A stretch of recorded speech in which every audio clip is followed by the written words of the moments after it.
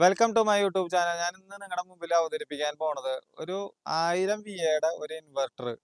അതിനകത്ത് എന്തൊക്കെ കാര്യങ്ങളുണ്ട്, എന്തൊക്കെയാണ് അതിന്റെ പ്രത്യേകതകൾ എന്നുള്ളതാണ് നിങ്ങൾക്ക് ഇന്ന് ഷെയർ ചെയ്ത് തരാൻ പോണത്. അപ്പോൾ നമ്മളൊരു സാധാരണക്കാരന്റെ വീട്ടില് ഒരു സോളാർ സിസ്റ്റം ഒക്കെ പിടിപ്പിക്കുന്ന സമയത്ത് 12 വോൾട്ടിന്റെ ഒരു സിസ്റ്റം ആയിരിക്കും നമ്മൾ സാധാരണയായിട്ട് റെക്കമെൻഡ് ചെയ്യുക. അപ്പൊ അങ്ങനെയുള്ളവർക്ക് ഉപയോഗിക്കാൻ പറ്റാവുന്ന ഏറ്റവും ബെസ്റ്റ് ഇൻവെർട്ടർ ആണ് 12 വോൾട്ടിൽ 1000 വി. അപ്പൊ നമുക്ക് അത്യാവശ്യം ഫാൻ, ടി വി ഇതൊക്കെ ഒരു 12 വോൾട്ട് സിസ്റ്റത്തിനകത്ത്, സോളാർ സിസ്റ്റത്തിനകത്ത് കൊടുക്കാനായിട്ട് സാധിക്കും. അപ്പൊ അത്തരത്തിലൊരു ഇൻവെർട്ടർ ആണ് നിങ്ങൾക്ക് ഇന്ന് പരിചയപ്പെടുത്താൻ പോണത്. ഇപ്പൊ ഇതിനകത്ത് സോളാർ സിസ്റ്റത്തിനകത്ത് ഉപയോഗിക്കാൻ ആയിട്ടുള്ള ഗ്രിഡ് ചാർജിങ് ഓൺ ആക്കാനും ഓഫ് ചെയ്യാനുള്ള പ്രൊവിഷൻസ് ഈ ഇൻവെർട്ടറിനകത്ത് കൊടുത്തിട്ടുണ്ട്. നമ്മൾ ഇന്ന് ഇവിടെ പരിചയപ്പെടാൻ പോണത് കെയുടെ ബോർഡ് ഉപയോഗിച്ചിട്ട് 1000 വി യില് 800 വാട്ട് ലോഡ് ചെയ്യാവുന്ന ഒരു ഇൻവെർട്ടർ ആണ്.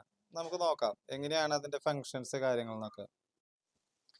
ഇവിടെ നമ്മൾ ഉപയോഗിച്ചിരിക്കുന്ന ട്രാൻസ്ഫോമർ എന്ന് പറയുന്നത് ടൈപ്പ് 16ല് 4 ഇഞ്ച് കനത്തിലുള്ള ട്രാൻസ്ഫോമർ ആണ് നമ്മൾ യൂസ് ചെയ്തിരിക്കുന്നത്. അപ്പൊ ഇതൊരു ഏകദേശം 800 വാട്ട് ഒക്കെ നമുക്ക് ഇതിനകത്ത് ലോഡ് ചെയ്യാനായിട്ട് സാധിക്കും. ഇതൊരു അലുമിനിയം ട്രാൻസ്ഫോമർ ആണ്.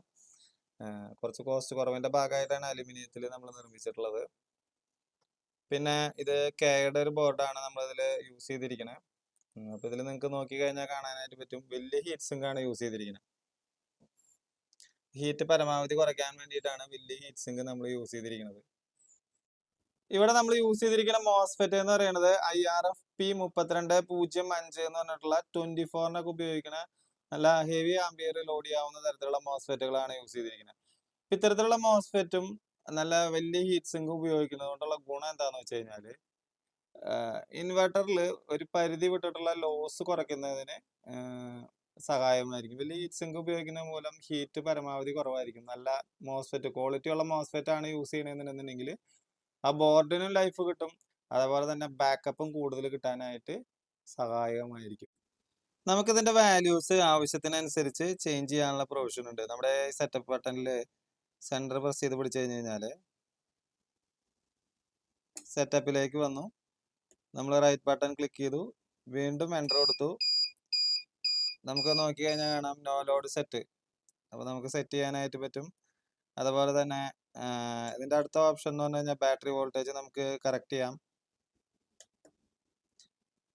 മെയിൻ വോൾട്ടേജ്, നമ്മുടെ KCB എന്നുള്ള മെയിൻ വോൾട്ടേജ് നമുക്ക് കറക്റ്റ് ചെയ്യാനായിട്ടുള്ള ഓപ്ഷൻ ഉണ്ട്. AC ഔട്ട് നമുക്ക് കാലിബ്രേറ്റ് ചെയ്യാനായിട്ട് സാധിക്കും. ലോഡ് നമുക്ക് കാലിബ്രേറ്റ് ചെയ്യാനായിട്ട് സാധിക്കും. ചാർജിങ് ആംബിയർ നമുക്ക് ഇതുപോലെ സെറ്റ് ചെയ്യാനായിട്ട് സാധിക്കും. അതേമാതിരി ACയുടെ ഔട്ട് നമുക്ക് സെറ്റ് ചെയ്യാൻ പറ്റും.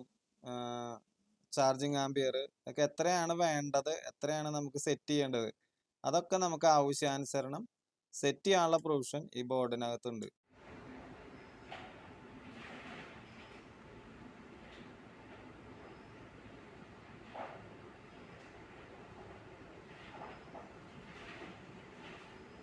ഈ വീഡിയോ ഇഷ്ടമായിട്ടുള്ളവരും മനസ്സിലാക്കിയിട്ടുള്ളവരും ലൈക്ക് ചെയ്യാനും സബ്സ്ക്രൈബ് ചെയ്യാനും ഷെയർ ചെയ്യാനും മറക്കരുത്.